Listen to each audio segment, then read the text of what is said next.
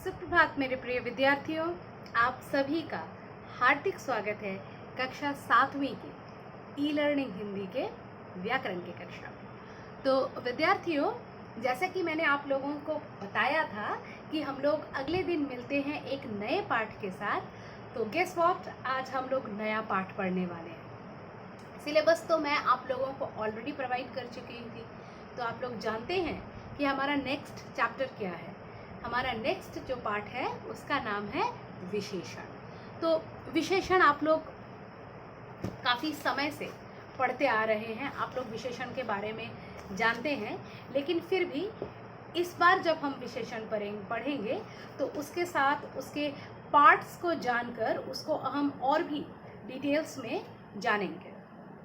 तो डिटेल्स में जानने से पहले जो है हम लोग एक क्विक इतना जान लेते हैं कि विशेषण के बारे में हम लोग क्या क्या अब तक जानते हैं, या फिर अगर नहीं भी जानते हैं तो फिर विशेषण को ग्रास रूट लेवल से स्टार्ट करते हैं। ठीक है।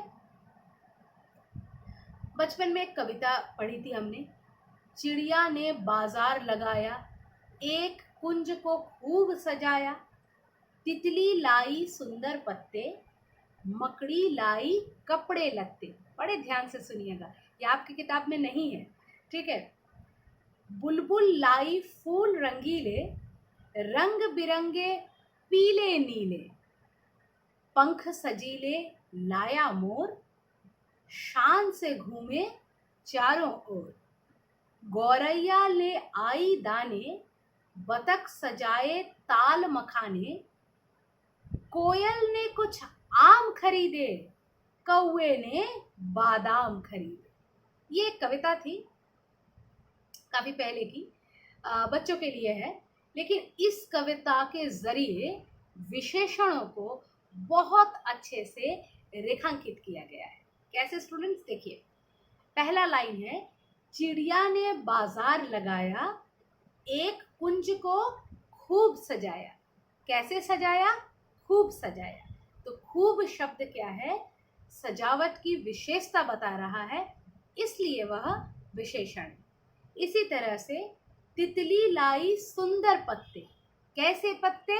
सुंदर पत्ते। तो again we are finding another विशेषण इन द नेक्स्ट लाइन, सुंदर। ठीक है। फिर है मकड़ी लाई कपड़े लत्ते, इसमें कोई विशेषण नहीं है। फिर पढ़िए, बुलबुल लाई फूल रंगीले। फूल कैसे? रंगीले।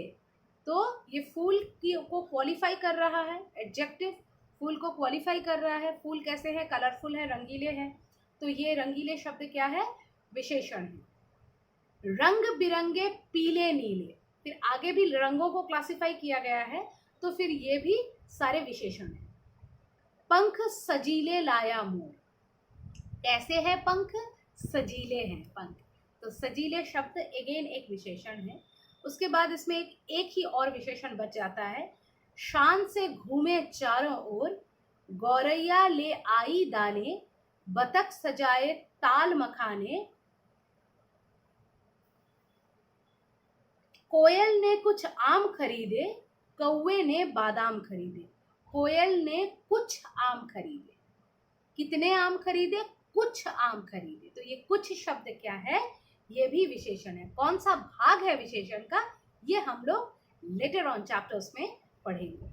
तो क्या है कि इस काव्य को पढ़ने के बाद या इस काव्यांश को पढ़ने के बाद हम लोग क्या जानते हैं कि कैसा, कितना, फिर ये सारे विशेषण हैं। फिर क्या है, सर्वनाम या संज्ञा के जो गुण दोष बताते हैं, आकार प्रकार, रूप रंग, संख्या, नाप तोल बताते हैं, ये सारे भी विशेषण। तो क्या क्या विशेषण मिले हमको? कैसा, कितना, ये विशेषण, और जो संज्ञा या सर्वनाम शब्दों के गुण दोष, रूप रंग, आकार प्रकार, संख्या, माप तोल की जानकारी देता है, वे सारे भी विशेषण। तो क्या हुआ कि जो शब्द संज्ञा या सर्वनाम शब्दों की विशेषता प्रकट करते हैं उन्हें विशेषण कहते हैं। जो शब्द संज्ञा या सर्वनाम शब्दों की विशेषता प्रकट करते हैं उन्हें सर्वनाम विशेषण कहते हैं।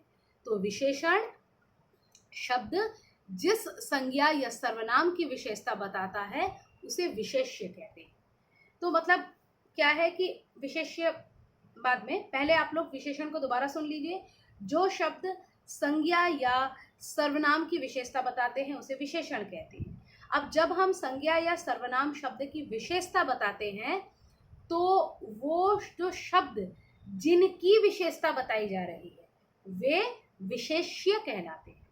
मतलब मैंने क्या बोला कि जो शब्द संज्ञा या सर्वनाम की विशेषता बताते हैं तो ऐसे संज्ञा या सर्वनाम शब्द जिनके बारे में बताया जा रहा है, जिनकी विशेषता बताई जा रही है, उनको हम लोग विशेष्य कहते हैं।